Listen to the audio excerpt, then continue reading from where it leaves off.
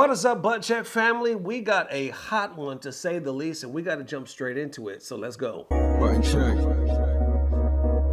All right, so Nintendo apparently is at it again, and we have some Street Fighter 6 news on the horizon. So we're about to cover the Nintendo fiasco first. So apparently, and I'll give you the wrap up right here. Now, Ludwig actually did a really good summary of this.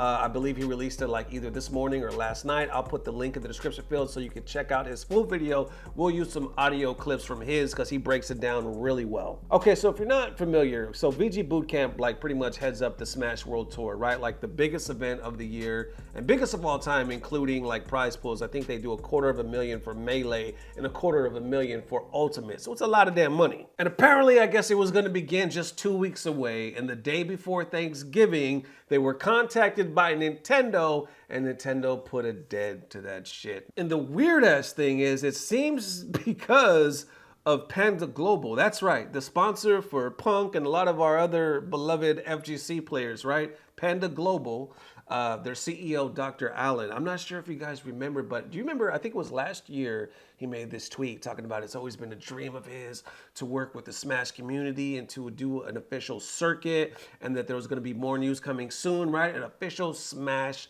tour. A lot of people were hype. A lot of people were showing him love. Well, apparently since then, he was going around to a lot of the TOs, a lot of the tournaments, right? That were in the, the Smash World Tour with Bootcamp, and letting them know, basically saying, we want to recruit you, or you should be on our circuit, because if you're not officially permitted or licensed, with Nintendo, it'd be ashamed if you kind of got, denied or rejected going forward. So obviously you can connect the dots, looking as if, Panda Global with their Smash circuit they're trying to put on, kind of trying to push out the current Super Bowl of Smash, VG Bootcamp and the Smash World Tour, trying to basically replace them. Apparently, VG held their ground and kept pushing forward and whatnot, and then all of a sudden, here we are, Nintendo reached out to them and canceled that ass.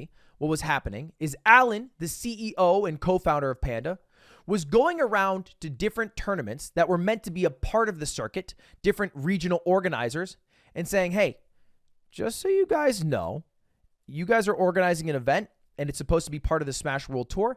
I would not personally do that because that event is going to get shut down and they're not going to come back in 2022 at all, which is kind of a weird thing to do. But how would Allen have this information when the leaders of VG Bootcamp were literally talking to Nintendo execs directly? And those Nintendo directs or execs reminded them that Nintendo is not shutting down anything unless it infringes on IP with game mods, and that the Panda CEO does not represent Nintendo, and that Panda's license is not exclusive, so we can have multiple circuits at once. And then apparently it seems like it's indefinitely, because apparently VG asked Nintendo, well, what about next year? Can we do it in a way that's, beneficial to everybody? And Nintendo said no. Basically, there's not a way that we can do this with y'all ever. Where it gets, in my opinion, fucking terrible. Now, one of the largest streamers of Smash events is Beyond the Summit. These guys stream Smash Summit. They stream dozens and dozens of other tournaments. And Panda saw that they had rights to stream those events. The CEO of Panda also wanted broadcasting rights as a part of the deal for events on the Panda Cup. So basically, not only would the event be on the Panda Cup, we also want to be able to broadcast it in some fashion. Beyond the Summit owns the broadcasting rights because they give the ad revenue back. They have a deal with the people who they work with. They end up giving them a better cut than if you were to stream it by yourself, as well as getting more viewership. And Beyond the Summit was like, well, hey, we're not going to give you the broadcast rights for free. So no, we're not just going to give you that. The CEO of Panda escalated things and made a variety of threats to Beyond the Summit, including threatening to shut down their entire Smash operation in 2023 if they did not join the Panda Cup.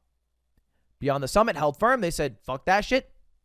The CEO of Panda warned them that they would get Nintendo involved. My dad works at Nintendo, says Allen. He will seriously mess your shit up if you don't work with us. You have to be my friend. Beyond the Summit holds strong. Now, I have full confidence that the words of Beyond the Summit are true, because I've worked with this team to make projects like Mogul Money or even Juiced. And just today, one of the co-founders of BTS tweeted out, Allen spent several months running a protection racket, telling TOs, including Beyond the Summit, it'd be a shame if your event got shut down for being unlicensed, in an effort to scare them into signing on to the cup. Not just signing on to the cup, but signing on exclusively and also giving broadcast rights. Now, this was basically all shoved out of the way and quieted, and people were like, Allen, you're being nuts. Stop threatening that. None of this is actually going to happen. We care about our community, not just about making your event better. And that all seemed fine and dandy. Until, of course, they decided the night before Thanksgiving to cancel the Smash World Tour. Now it's to the point where obviously the Smash community is super pissed off.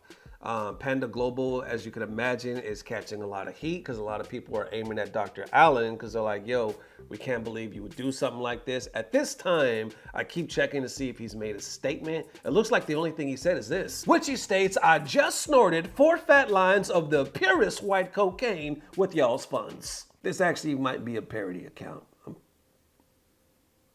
pretty sure it's a parody.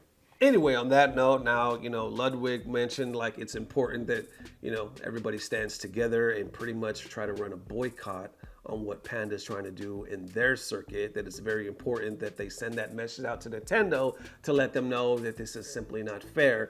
Leffen commented on it as well, saying, I think it's very important to prioritize making Nintendo change their minds on shutting down Smash World Tour and further events rather than anything else right now. The rest can come later. Saying shit like fuck Nintendo at this point doesn't help. If they continue down this path, maybe the relationship really is doomed, but I feel like this is hopefully a case of massive miscommunication and also likely another tour trying to sabotage Smash World Tour. Then you got other people saying they're not going to change their minds after 10 plus years of hating on the Smash communities. Obviously, a lot more people weighing, but do you think it's kind of crazy? Because even if Smashers stand together, would they really stand in a point like towards Nintendo saying, this is not fair to VG Bootcamp, we need the Smash Tour back, this has been around for a long time now?